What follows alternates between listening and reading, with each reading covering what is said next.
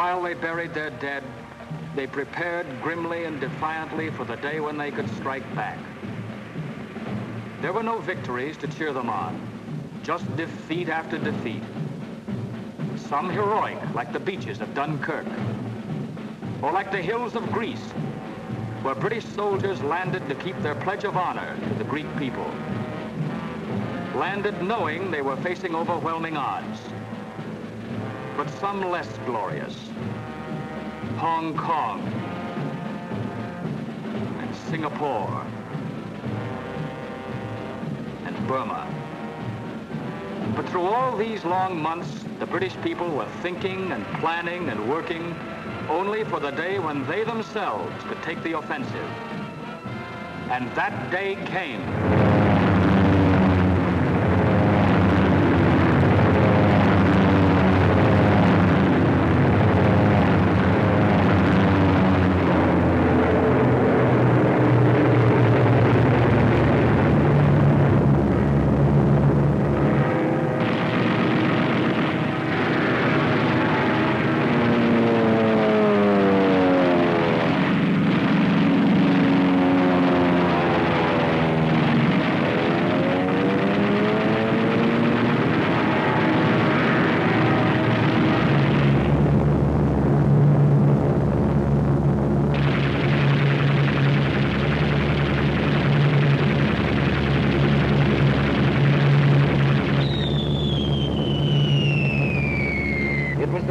That made the Germans realize that war could be brought to German soil, too.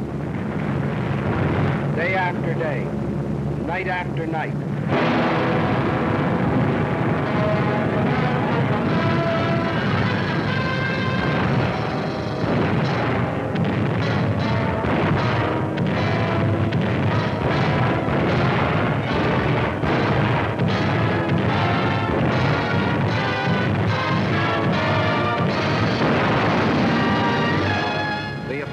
Continues in greater and greater strength. That's in the air. And on the ground, 1,500 miles away in North Africa.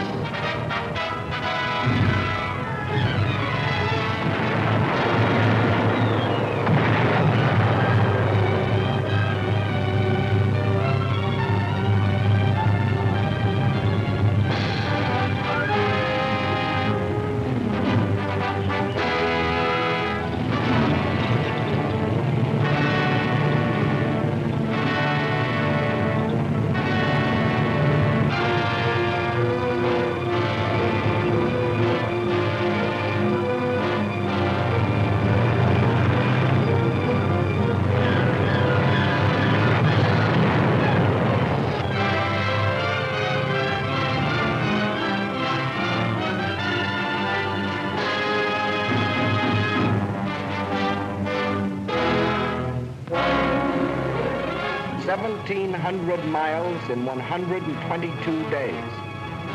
1,700 miles of sand and wind and enemies. Once more, the people of Britain heard their church bells ring.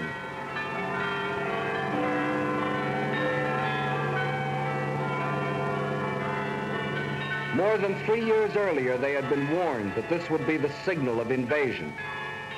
But long since the nightmare of the threat of invasion had passed. Now the bells rang out a song of thanksgiving, a song of victory.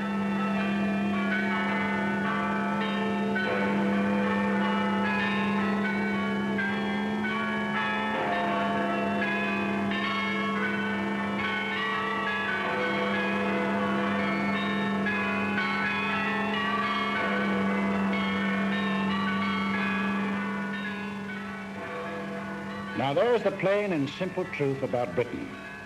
But the fellow that calls the signals on the Axis team knows his only chance of winning is to split our team up. So his team plays a game at which they've had a lot of practice.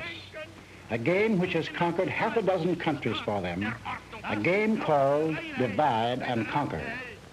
Men like these tell the British we aren't taking the war seriously. They tell the Russians we are letting them down.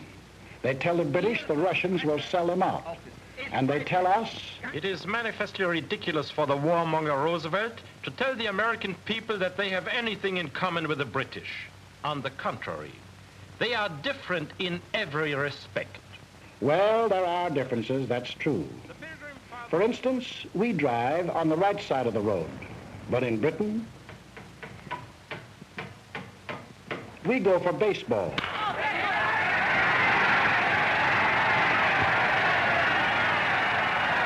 They have a little number called cricket.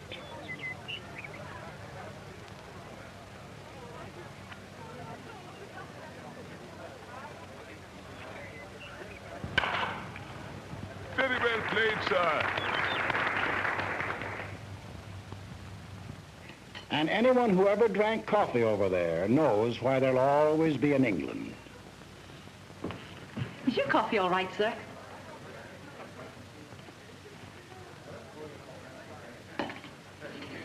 Give us a glass of half and half. Have you heard about it, boys? Give us another glass of half and half. Blimey, you'd have thought it happened to poor old Bill. And another bloke here. So I went in to sup my dinner, but it's that in buckets and I was getting parched. Lad, that's bad. Alamein Tchaikovsky's smaller pianoforte works are best. Are they kidding, Jack? Why the cockamamie strictly from schmaltz mixed with celery tonic?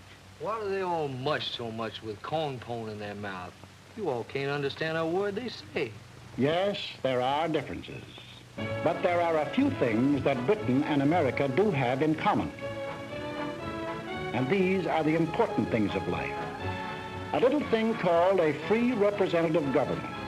We call it Congress. They call it Parliament. A little thing called freedom of speech. No, in the next war, you've not got to go to it. They'll bring the war to you. And the thing is, if you take a tip from me, go and live at the Dorchester, because the trenches are just outside. This meeting is called on the auspices of the American Workers' Party, an organization dedicated to the organizing of the working class of America. Freedom of the press. Freedom of religion. They may not be important to Hitler, but all these things are the common heritage of John Q. Public and John Britton. 700 years ago, their ancestors fought for the Magna Carta. No one will we deny or delay, right or justice. 300 years ago, the Petition of Right. No man shall be compelled to yield any tax without act of Parliament. These principles came to our own country with the earliest settlers, and from them developed... Congress shall make no laws respecting an establishment of religion, or prohibiting the free exercise thereof, or abridging the freedom of speech, or of the press, or the right of the people peaceably to assemble. We may make gags about each other's accents, but we speak the same language of freedom. Even during the American Revolution, when we were at each other's throats, the Earl of Chatham was free to say about us to the British Parliament, "You cannot but respect their cause and wish to make it your own." And that is why in the heart of London, alongside his great naval hero, Nelson, John Britton has put George Washington.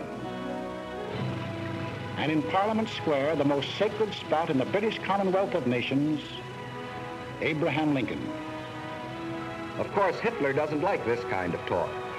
His job is to sell the British that we are a nation of money grubbers and gangsters. While in the next studio, he is selling us the idea that the British are gutless and dopes. The John Q. Public